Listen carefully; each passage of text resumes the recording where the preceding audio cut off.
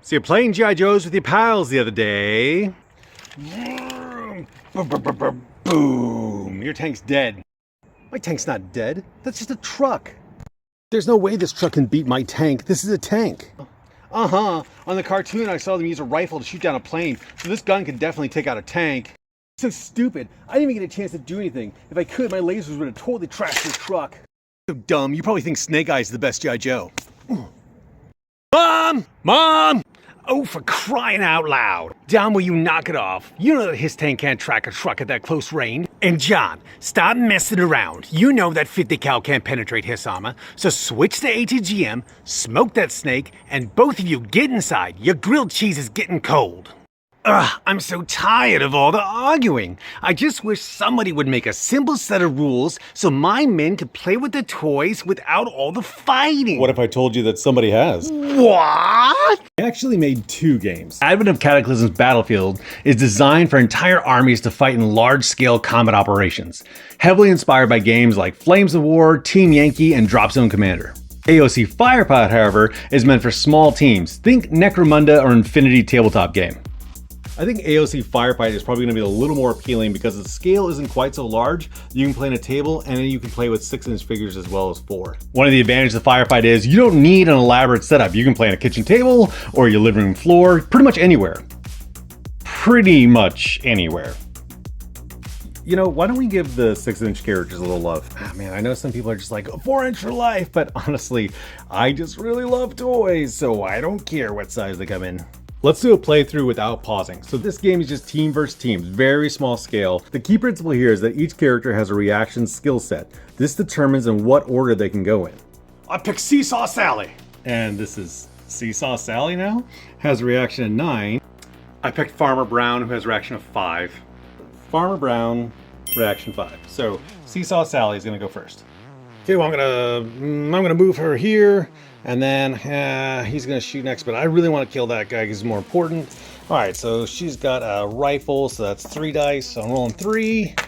Oh, 1 hit, and that's a pin. Yep, so he takes 1 pin there. Okay, well, I'm gonna go ahead and shoot back. I have a lucky rifle, which has a rate of fire 4, but 1 pin, so I'm rolling 3 dice, and that is 1 hit, 2 pins.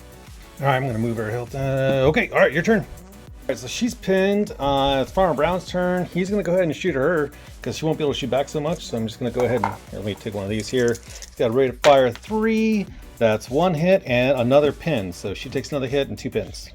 And that's it. That's 1 turn. That's how fast that goes. You draw your characters, you both take an action, and then you draw 2 more characters again. Oh, mixed up my costume. Each player builds their team with 5 soldiers and 1 leader character.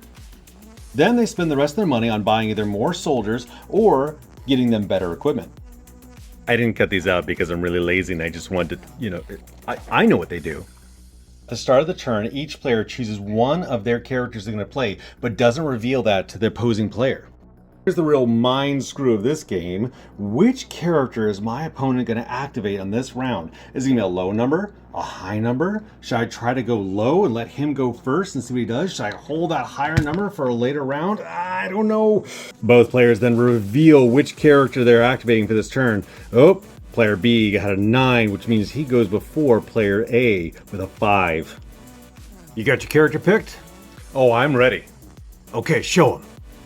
6, 7. With these two played, it's still a guessing game as to which ones will come next. Who will they pull out, grow up? A quick peek at what a character card actually looks like. There's a lot on this card to break down.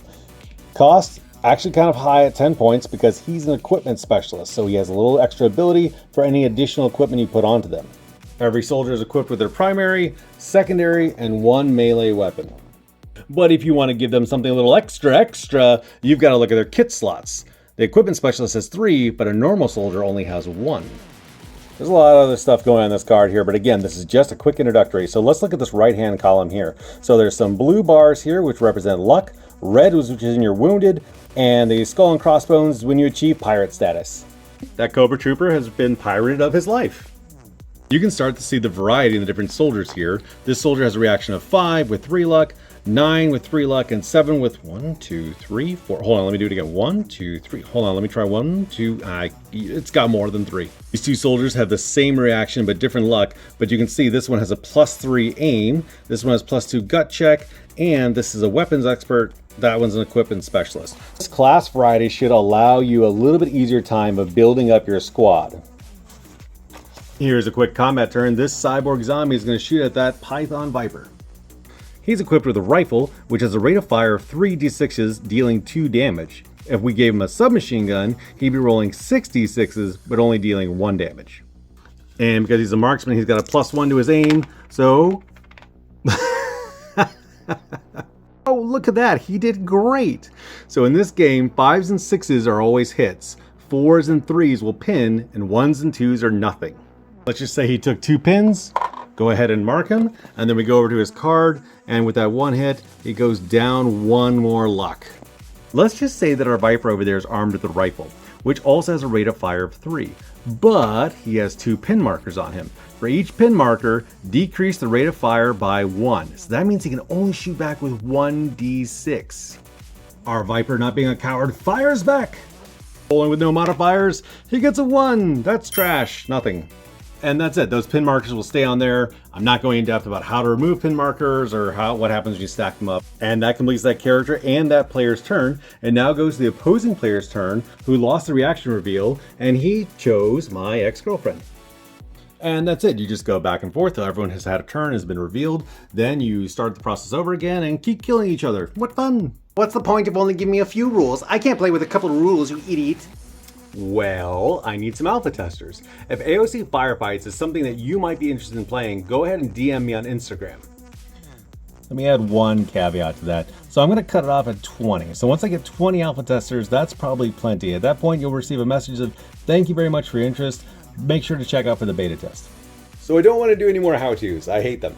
Instead, what I'm going to do is just show you the game being played, and then I'll probably do some behind-the-scenes videos of explaining a few mechanics. If you really want to know what's up, get on the alpha test. Otherwise, just enjoy the games that are coming out. Eventually, I'm going to publish the rule set that go out on like RPG drive-thru or something like that. Why don't you just give them away, you selfish piece of crap? I mean, yeah, eventually I'm going to give away the rules, but right now I kind of want to maintain control of my intellectual property, and it's a lot of work to make a game. Please hit like if you enjoyed this. Make sure you sub so you check out future battles on this channel.